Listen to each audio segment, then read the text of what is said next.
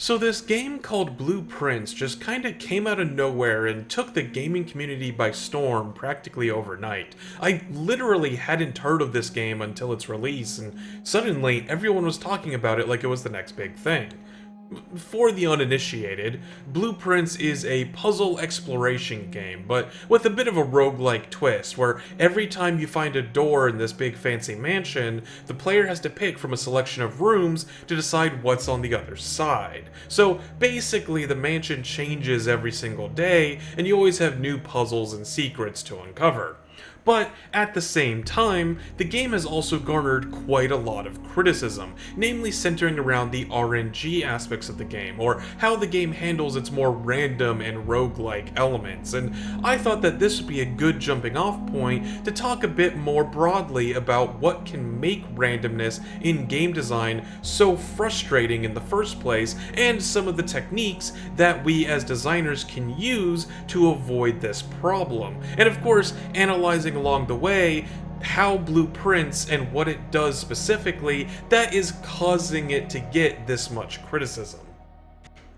Oh, and by the way, I'll be doing my best to avoid spoiling any major puzzle or story content for Blueprints, though naturally I may have to talk about at least some parts of the game throughout this video, so if you're worried about that, this is your light spoiler warning.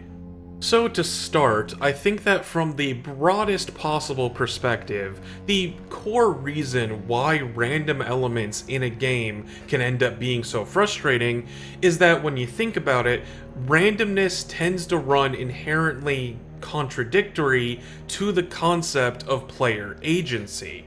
Agency in game design essentially represents how much control the player has over the game. It's your ability to make meaningful choices that have an impact on the game's world. So, for example, a big open world game like Zelda gives the player tons of agency to decide exactly where they want to go at all times, whereas a more linear game like a 2D Mario gives the player almost zero agency in terms of exploration.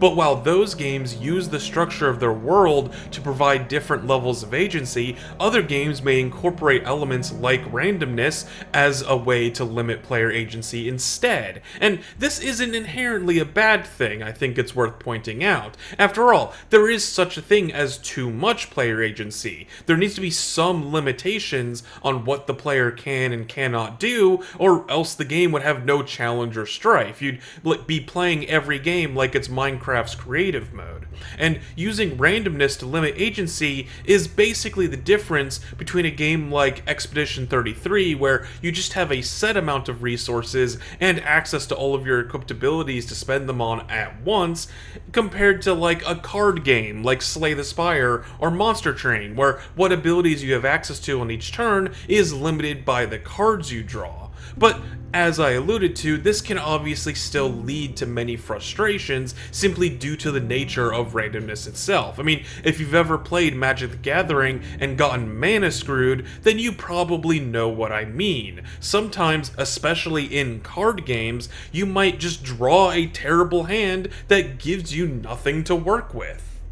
Now, this may sound like an obvious source of frustration, but I think that it's important to establish this as the baseline. When you remove player agency through randomness, you run the risk of putting the player into these kinds of bad situations due to factors that are outside of their control. It's one thing to end up in a bad spot because of your own choices, but when it's not a result of your choices, that's what leads to anger and frustration, and why a given situation can end up feeling quote-unquote unfair. So, to actually bring this all back around to Blueprints, I think that this is the first point of contention that many people have with the game. The most basic example of how randomness can screw you over is basically just hitting a dead end that kills your run. Every once in a while, you might be getting really far in your exploration of the mansion. You could have gathered a ton of resources like keys and gems and whatnot, and things feel like they're going great.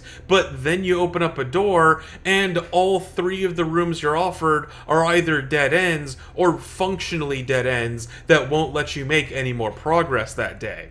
Now, it's one thing if I hit a dead end because I found a locked door and I ran out of keys or something like that. At least that feels like it's more my fault and that I could have preserved or gathered my resources better. But when it's a situation like this where I have all of the resources that I need, but the game just gives me no good options, then it feels like it's the game's fault for failing me instead of the other way around. So, as game designers, this is the kind of situation that we're trying to avoid with some of the techniques that I plan on going over. If your entire run can be ended early due to a single bad roll, then maybe there should be some checks and balances in place to help reduce the odds of something like that happening. So, what are some of the tools and techniques that we can use to help mitigate this kind of frustration? Well, the first technique that comes to mind is, of course, lying. You can just lie to the player about the odds. Maybe that sounds a bit abrupt, but really, we as game designers do this all the time. We're like magicians in that respect. You really can't trust anything we say when we put it in the game, and it's usually because we're lying to actually try and nudge things in the player's favor. For instance, I think that XCOM has a pretty good example of lying about random chances. Now, I don't have the exact numbers of how this system works in front of me, but from what I understand, the game will actually kind of create the gambler's fallacy in real time. Every time you miss a shot, the game will secretly give you a bonus on your next shot. So like if you have an 80% chance to hit, but you missed your last two shots, well then that might actually secretly be like a 90 or a 95% chance to hit, so that the more shots you miss in a row, the more likely you are to hit the next one, with it of course resetting when you actually land a shot. And I think that the reason why they did this is pretty obvious, because obviously when you're dealing with true randomness, yeah, 80% sounds like a lot, but that still means you're missing one of every 5 shots. And across a campaign, you'd actually be expected to miss a lot of high percentile shots in a row. So having this kind of gimme and function in order to help balance things out, quote unquote, can really help reduce the frustration of true randomness. And I also think it just kind of goes to show how bad humans are at estimating random chances, considering that despite this hidden system being in the game, people tend to still claim that XCOM's RNG feels really unfair. And to be fair, I think that that kind of ties back into the first point, since XCOM is a game where you play with a bunch of very fragile soldiers. So sometimes a single bad roll can still result in an enemy managing to hit and crit and end up killing one of your soldiers, and they just die in one shot, and it feels like you didn't have anything that you could do in order to stop that from happening.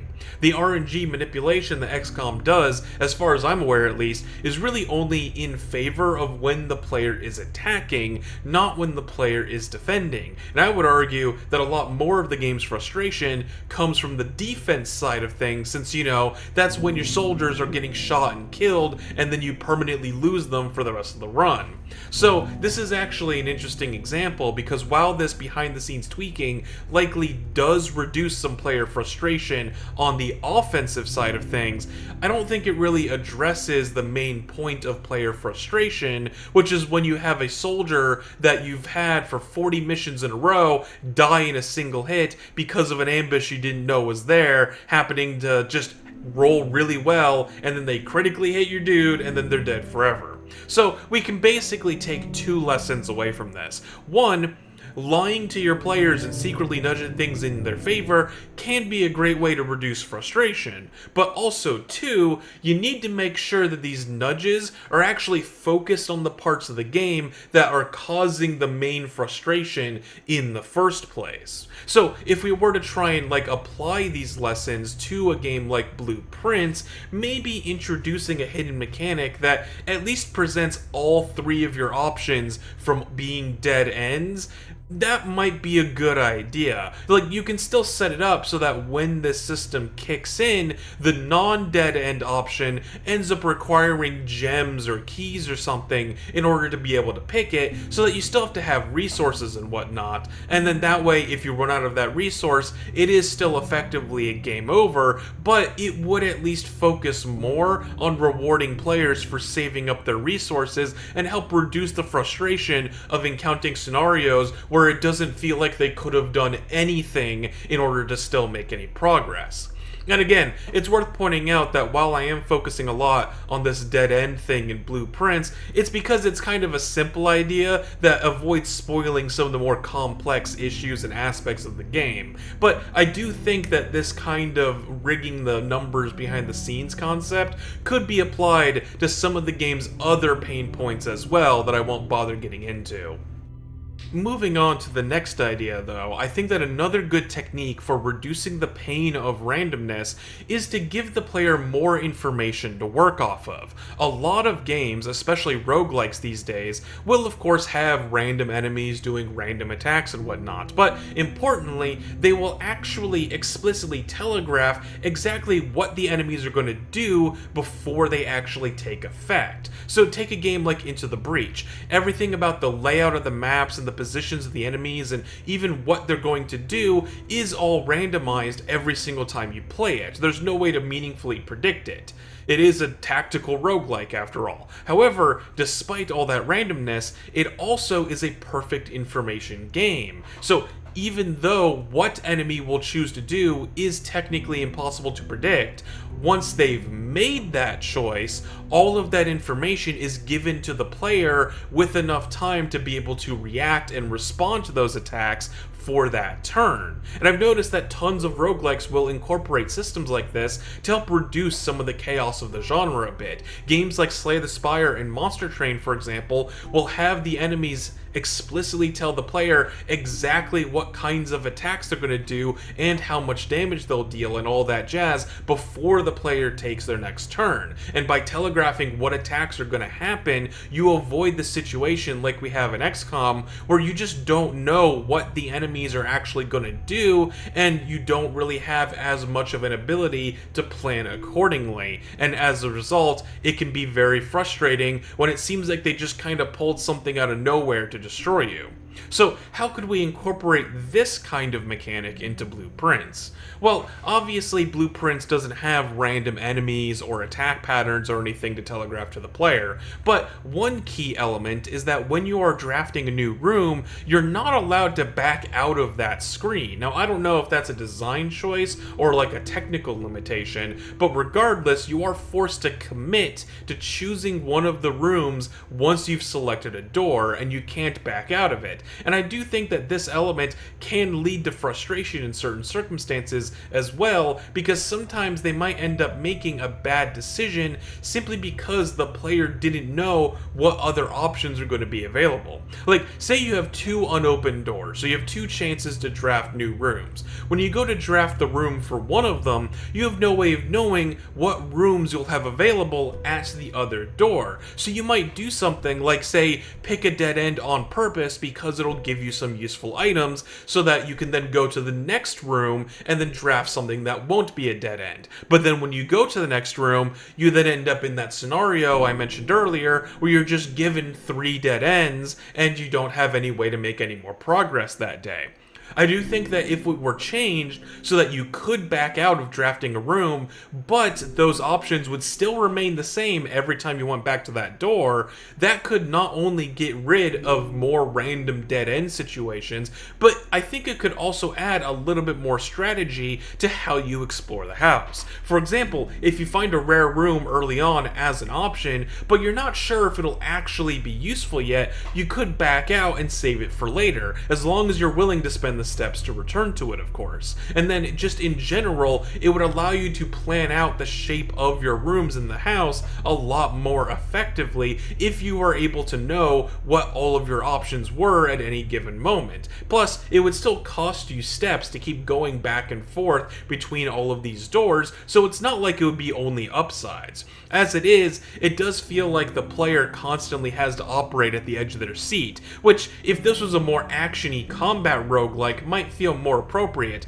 but Blueprints is a very slow-paced and methodical, puzzle-based roguelike, not to mention that there are a lot of puzzles that involve trying to line up multiple rooms next to each other in very specific ways, and I personally don't really see what value the game gets by making it so annoyingly hard to actually get some of these rooms to line up in a single run. Finally, the last technique I want to talk about are the methods through which the player can simply manipulate the RNG directly in some way. After all, what better way to reduce the frustration from randomness than to just rig the odds yourself? Arguably, most games with random elements have this to some degree. For example, going back to XCOM, while sure, you can't know or control exactly what the enemies will do, obviously if you position your soldiers all behind hard cover and give them elevation and use other various defensive abilities, that will maximize the odds that they'll survive the turn compared to, say, just leaving them out in the open, even if you can't necessarily guarantee that they'll be 100% safe.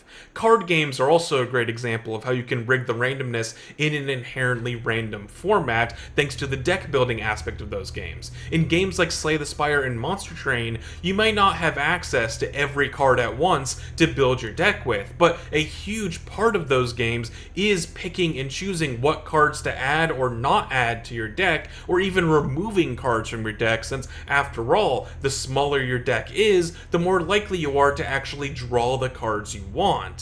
Not to mention that there's also a lot of other knobs you can tweak in these sorts of card games to further improve your odds. Getting more mana per turn so that you can play more cards at once, increasing the number of cards you draw in each hand, even discarding cards mid-fight to make your deck that little bit more efficient are all great ways to make your deck more consistent and able to be played more effectively throughout the game. Now, Blueprints does, I think, take a lot of inspiration from deck building games like this, but it does a few things differently that I think causes it to fall short of the sorts of RNG manipulation techniques that those other games employ. For one, you're basically always drafting from the entire pool of possible rooms every time you open up a door. That's a far cry from starting out with a much smaller and more focused deck like you get in most deck building games. Not to mention that it has the likely unintentional effect of making the process of unlocking new rooms actually end up being kind of a downgrade. After all, the more rooms that you unlock, the less likely you are to actually get the rooms that you want. On top of that, while there are lots of ways to manipulate the RNG more directly, ranging from things like dice that let you re-roll a draft so that you can have more rooms to pick from, to even tools that you can get access to that permanently change the spawn rarity of certain rooms, actually getting access to those tools often requires itself for you to get lucky.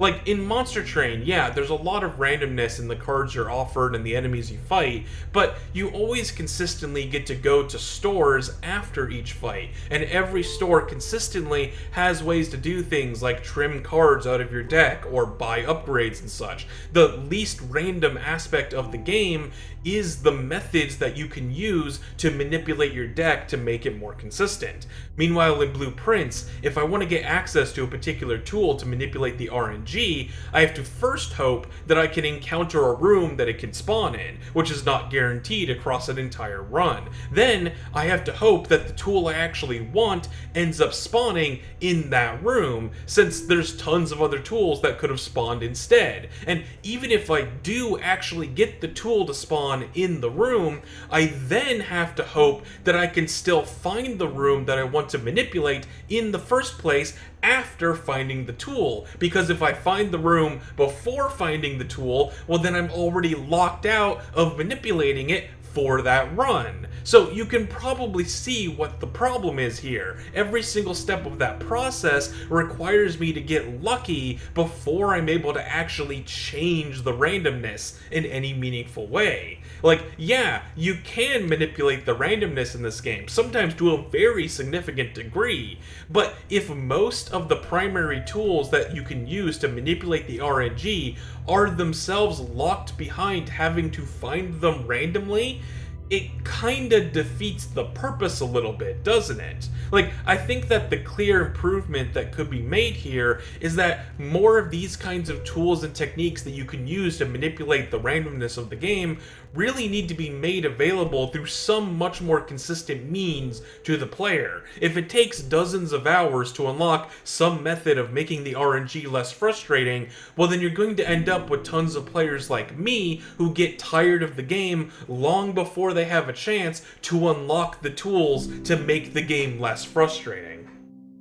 So yeah, I think we've covered a few good techniques for how you can design around random elements in your game in order to try and reduce the frustration that can kinda come inherently with introducing them. I think it's important to recognize that we as humans tend to be profoundly bad at estimating probabilities. So when you leave the probabilities of something to be technically 100% fair, that more often than not ends up feeling unfair to most players. So we as designers tend to have to tweak and massage things behind the scenes in order to make things actually feel fair to the player.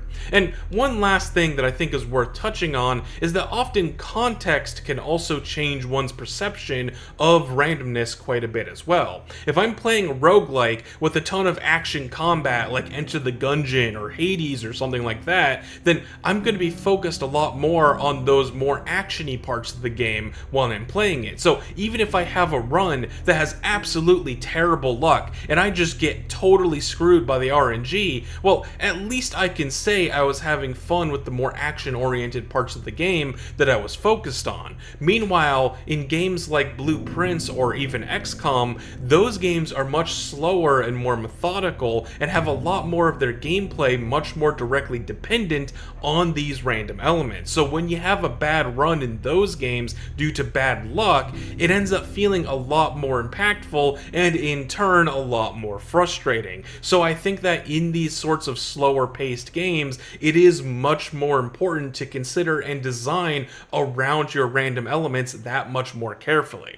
But I am also curious what you guys have to say. As always, I'm happy to continue the conversation in the comments down below. What are your thoughts on how random elements get handled in games like this? And for anyone who has played Blueprint specifically, I'm curious to see how you have reacted to how that game is designed, because yeah, to say it has been divisive has been a bit of an understatement. And before I end it, I do just want to say real quick that while I have been using Blueprints as a bit of a punching bag this video, I really do think that this game is very good in a lot of ways. The puzzle solving, the exploration, uncovering all of the hidden lore, there's a lot of fun to be had here. But I do think that the random elements of the game do end up getting in the way of a lot of the more fun aspects of the game, and I really think that they could have improved it in a lot of ways. So if there are any devs watching this, know that I only critique your game out of love. But I think that that will do it for today. So if you liked the video, make sure to leave a like and subscribe if you want to see more videos like this